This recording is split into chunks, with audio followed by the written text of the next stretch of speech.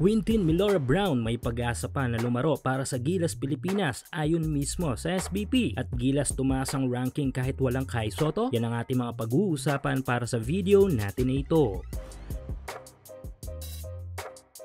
So sa ngayon ay nakatuon ang ating national team sa pag-iensayo para sa FIBA Asia Cup Championship na gaganapin sa susunod na buwan. Good thing din ito dahil tapos na ang conference ng PBA at makukumpleto na sa ensayo ang ating Wool Squad with SMB Boys. Iba din kasi ang impact kapag kumpleto sa practice ang lahat ng mga malalaro. Tulad nga nasabi ni Coach Tim sa kanyang mga interview nakaraan ay ang Asia Cup Championship ang focus ng ating national team, which is inaasahan na mag-all out tayo dito. Syempre may mga problem na hindi natin basta-basta mafi-fix ngayon tulad ng kawalan natin ng Kai Sotto. Siguro naman ay alam na lahat dito kung gaano kalaki ang naging butas na iniwan ni Kai sa ating national team. Nagad nating naramdaman sa third FIBA window kung saan ay nagsuffer tayo ng 0-2 win-loss record. Kaya inaasahan na mas mararamdaman pa ito sa mga susunod na tournament na sasabakan ng ating national team including this Asia Cup Championship. Pero kung sa ating mismong palagay at opinyon ay yan ang mga pagdadaanan ng ating national team this Asia Cup, ay tila taliwas naman yan sa palagay ng FIBA ukol dito. Dahil sa inilabas na power ranking ng mismong FIBA Asia ay umangat pa nga tayo kung ikukumpara sa last Feb window kung saan ay same situation para sa Gilas na walang tangan na Kai Sotto. Dito ay naniniwala ang mismong FIBA Asia na mas malakas ang Philippine squad ang makikita ng lahat ngayong Asia Cup even without Kai Sotto. Well, sana nga ay magkatotoo ang power ranking prediction dito ng FIBA, pero syempre hindi magiging madali sa atin ang tournament na ito dahil lahat ng nasa taas ng ranking natin ay kailangan nating talunin upang makuha natin ang kampyonato this Asia Cup. Samantala na pag-usapan natin nakaraan na negatibo na nga ang Gilas big man prospect na si Quintin Milora-Brown sa ating national team dahil bukod sa classified dito as a naturalized player ay tila tumabang na nga ang kampo ni QMB para lumaro sa Pilipinas. Pero ngayon sa ating bagong update ay tila nagbago ang hip ng hangin dahil ayon mismo sa SBP ay may natitira pang pag-asa si QMB na lumaro as a local player para sa Gilas Pilipinas. Ayon mismo sa SBP Executive Director na si Ma'am Erica D ay may pag-asa pa daw si QMB na maging local sa ating national team dahil wala daw permanente sa mga rules ng FIBA. Kalaunan daw kasi ang mga rules na ito ay nagbabago, though medyo mahirap nga lang daw talaga ang prosesong pagdadaanan ni QMB pero may malaking tsansa pa daw ito. Ayon naman sa president ng SBP na si Sir Al Panlilio